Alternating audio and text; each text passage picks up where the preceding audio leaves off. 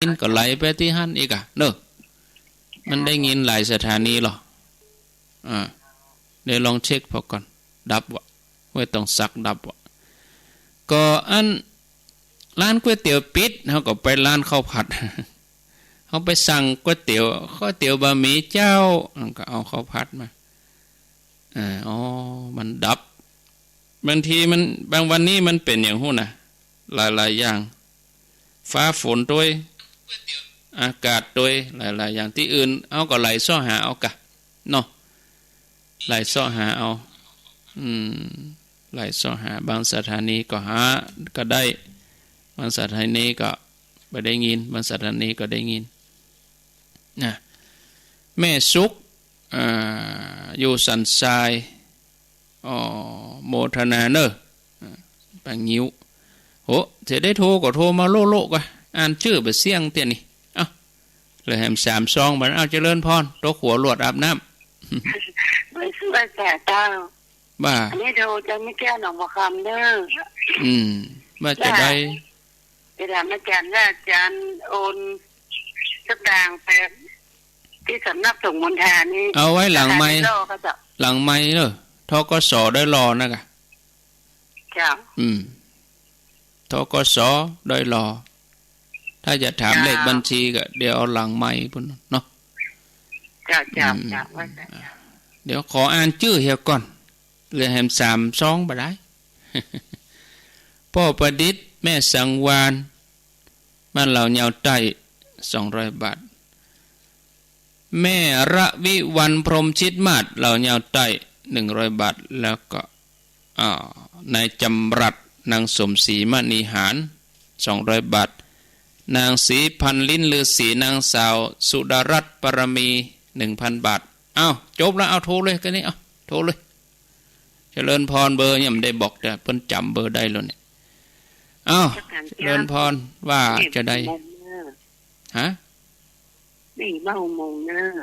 อุโมงค์อุโมงค์ละปูนอุโมงค์ละปูนฟังที่สถานีไหนฟัง1.4เจ้าบรรลุบดับกะบรรลุเจ้าบรรลุบดับวันนี้นี่เฉพาะห้วยตองซักบ่ได้มันลุดมันดับมันหลายอย่างโมทนาเนอสาธุ0998366322เจริญพรบริษัทข้าราชการโทรกับบ้านประจงตำบลศรีชัยลีศรีวิชัยลีตั้งลีพุ่นดับก็สักกี่ปีแล้วดับบ่ดับกะบ่ดับโมทนาเนอก็ตั้งจอมตองตั้งอย่างนี้ก็ถ้าห้วยตองซักดับก็ไหลไปบ้านทุ่งเรดิโอบ้านทุ่งเรดิโอดับไปก็ไหลไปแดนดินทินล้านนาเอกมีที่ฟังก็นักเหรอเฮาจ้างไหลซ้อหานี่คนเฒ่าบางคนก็จะไหลก็กลัวมันหายท่านเฮ้ยไหลเอากะไหลซ้อหาไหลไปแล้วมาจับไหนก็ฟังฮะเนาะได้ยินเสียงที่ไหนก็ฟังฮะเขาจะไปอยู่ที่เดียวกะไปยืนอยู่ที่เดียวมันก็ไปได้ยินดับก็ดับไปไหลเลยมันดับก็ไหลไปเลยเจริญพร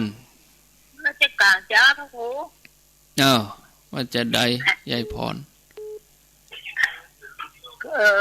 เจ้าฟังเด็กเจ้ามาแล้วลูกดีแล้วกะจบปูนล่ะฟังจนจบดีแล้วโมทนาเนอสาธุคนน้อยเวลาเหลือน้อยเอาคนน้อยเจริญพรติดแล้วท่านพระครูโทษจากที่ไหนลำปางเจ้าหนองจางตำบลดงเหนืออำเภอในภาคจังหวัดลำปางเจ้าท่านพระครูอยู่แม่ทะบุญแล้วเนาะได้ยินชัดดีบุญญาวัดลืมเด็กกี้ก็ลืมสถานีขอบคุณเนอะบุญญาวัดวิหารนี่เป็นรับตี 3ละ บุญญาวาสนี่ตีสามถึง8 โมงถึงวันค้างบ่าย3เนี่ยมันได้ประสานงานเปิ้นเด้อเนาะเจริญพรเจ้ากลับมาจากเจ้าท่านพระครูแม่จุกเกี้ยวจิตรพรสิทธิ์ฟังก็เมื่อท่านธรรมหาสมชาติแล้วเด้อโทรวัดตานเพิ่นเจ้าฟังตลอดเด้อว่าโดยต้องสากในแนวชัดเจนนี่เด้อท่านพระครูเจ้าโมทนากลับไปสาธุเจ้า5 โมงกับ56 นาทีไผ่มาลุกเตื้อกะขวายแล้วนึขวายแล้วแจ้งละตีนฟ้ายกละรับลูกเจ้ากินพักดังปลายรับลูกขวายกินพักดังเก้าลูกเจ้าได้หลายลูกขวายได้น้อยตื่นมาเห็นนึลูกเน้อลูกเน้อลูกจะ6 โมงแล้วนะลุกมาเหียเจริญพรไหว้สาเจ้าท่านพระครูแม่นวลกะแม่ไข่แก้ววงคำเจ้าเสียงเหมือนแม่นวลประเด็ด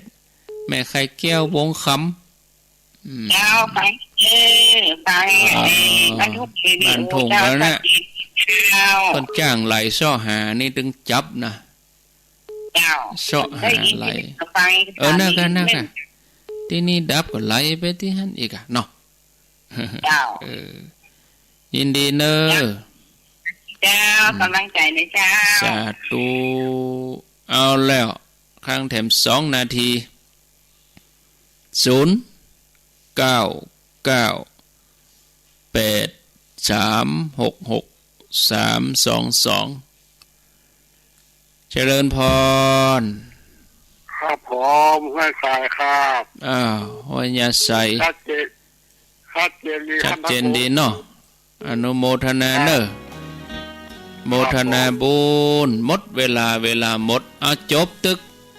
ปอออกวันยาใส่ลี104.5ในฝั่งท่านพระครูวัดวังสิงห์คำท่านพระครูวิสิตศิลาพรส่วนเครือข่ายขึ้นสีขาวนี่ก็จะเป็นท่านพระครูสังวรศิลาภิลักษ์วัดไซมูลตำบลแม่กะอำเภอสันปะตองจังหวัดเชียงใหม่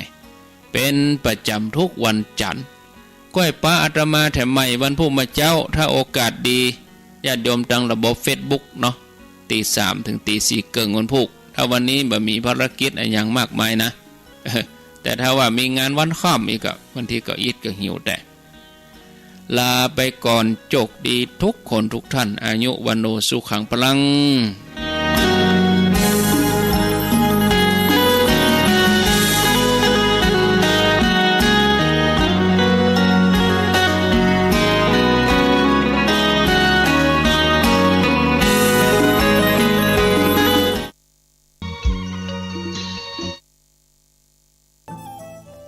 ท่านกำลังติดตามรับฟังสถานีวิทยุกระจายเสียงพระพุทธศาสนาแห่งชาติ